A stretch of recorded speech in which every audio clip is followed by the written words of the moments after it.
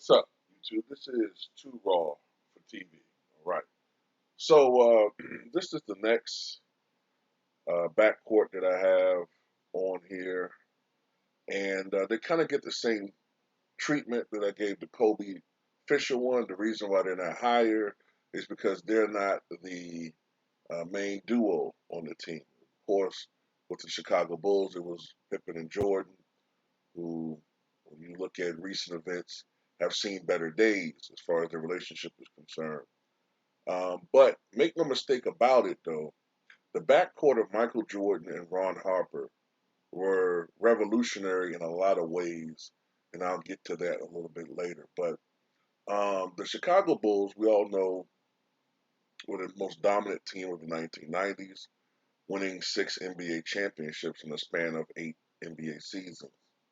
Um, I want to talk about Ron Harper for a second, though. Ron Harper, um, when he first came to the NBA, initially with the Cleveland Cavaliers, he was compared to Michael Jordan. You know, he was called oftentimes the poor man's Michael Jordan. He was an athletic guard, 6'6", uh, known for his dunking exploits, in-game dunks, spectacular at times. He wasn't as good as Michael Jordan, but there was some comparison. Both of them were, like I said, 6'6" guards.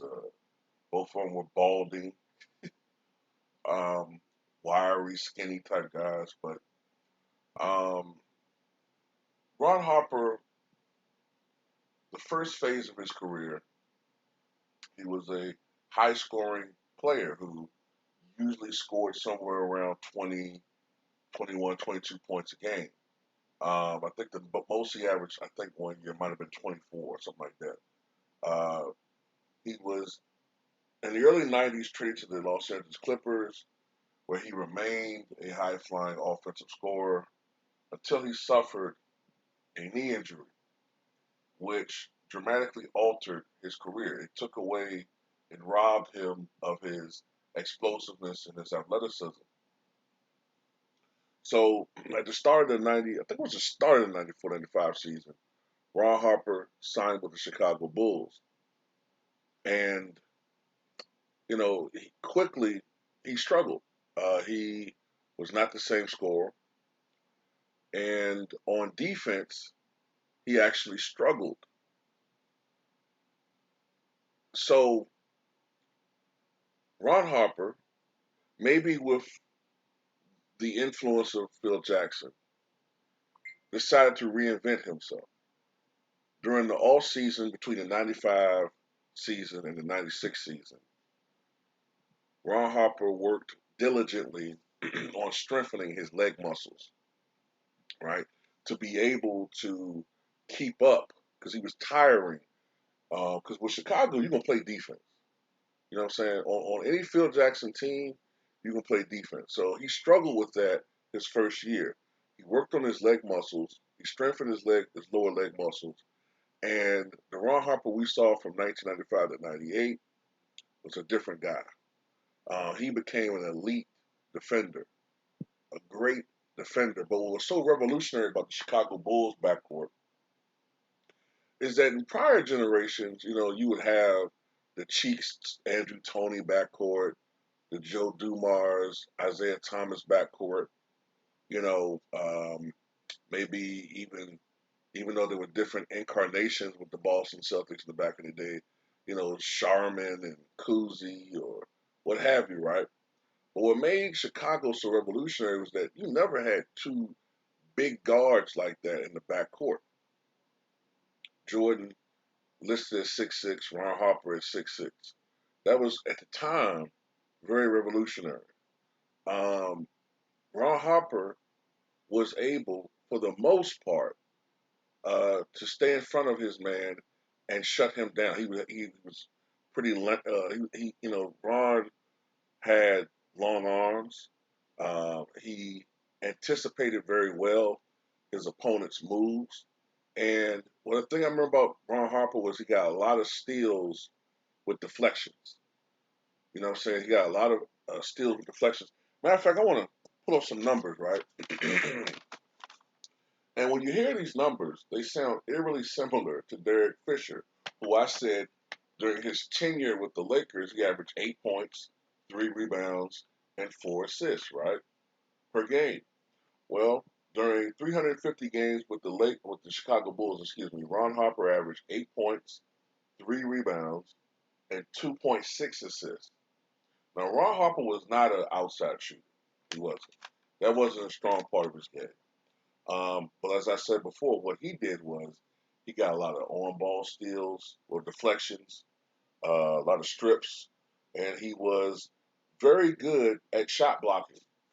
In 350 games with the Lakers, with the Bulls, I keep saying the Lakers. I think because Ron Harper also played the Lakers, and I just did a video about the Lakers. But 350 games with the Chicago Bulls, Ron Harper had 180 blocks, essentially playing the point guard position.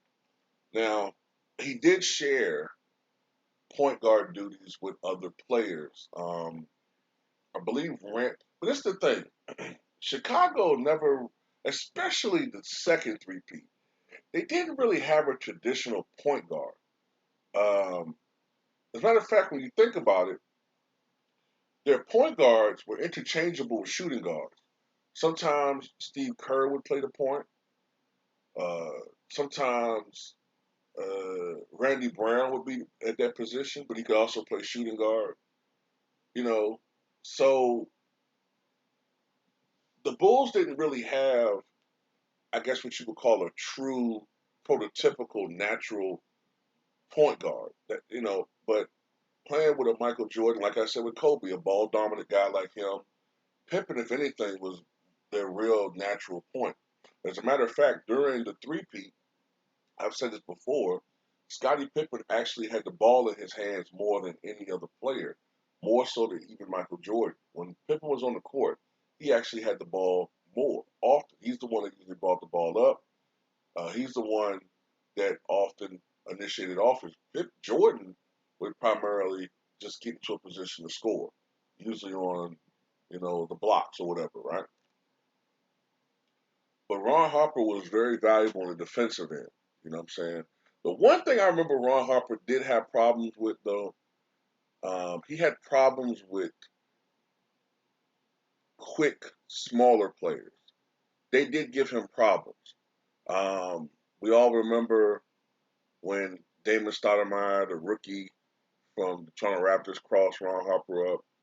Uh, we remember Allen Iverson giving him problems. Also gave Jordan problems. Now, they did sometimes give Ron Harper problems, but for the most part, Ron Harper was a shutdown defensive specialist at that position. During his 3 years playing with Ron Harper, Michael Jordan averaged in 263 games playing with Ron Harper, he averaged 29.4 points. So that's down a little bit from his career scoring average. But then again, the pace of the game in the 1990s had slowed down considerably. He averaged 6.1 rebounds, 4.1 assists. In those 263 games, he did get 491 steals and 144 blocks. But this is the thing that was important. In those games, yes, the three-point line was brought in. That's true. But in that period of time, Michael Jordan had improved considerably as a three-point shooter. He shot 37.5% from the three-point line. So Michael supplied the offense, and Scottie Pippen, this can't be taken away from him, especially in the second three-peat. Scottie Pippen and Ron Harper often were assigned the duty of guarding the other team's most dangerous offensive player, especially if that player was on the perimeter. But Ron Harper was very critical, man. He got a lot of, key stops, a lot of critical deflections and steals, blocks, just all around great defense, man. I don't know how many times I've seen Ron Harper stymie a guy into shooting a bad three or making a bad decision, turn the ball over. That's what Ron Harper provided out there on the court. And he relieved a lot of the defensive pressure off of the aging Michael Jordan. Of course, the Chicago Bulls won what was then a record 72 games in 1996. The next year they won 69 games. The next year the Bulls were starting to fracture a little bit, but they still won 62 games. Ultimately, they won 3 NBA championships, appeared in 3 NBA finals, with the 3 Eastern Conference finals together. So what hurts this tandem, of course, is that Scottie Pippen was the other guy, really, and they weren't together as long as some of these other people on this list. So I have them lower because of that. But, you know, watching the Chicago Bulls in the late 90s was beautiful if you like defense. You know what I'm saying? But they're not the number one tandem. I think there's some other tandems that are historically even greater. So, um, like I said, you might not agree with the way I got them ranked, but you know what I'm saying? Let me know what you think about the backcourt of Jordan and Harper.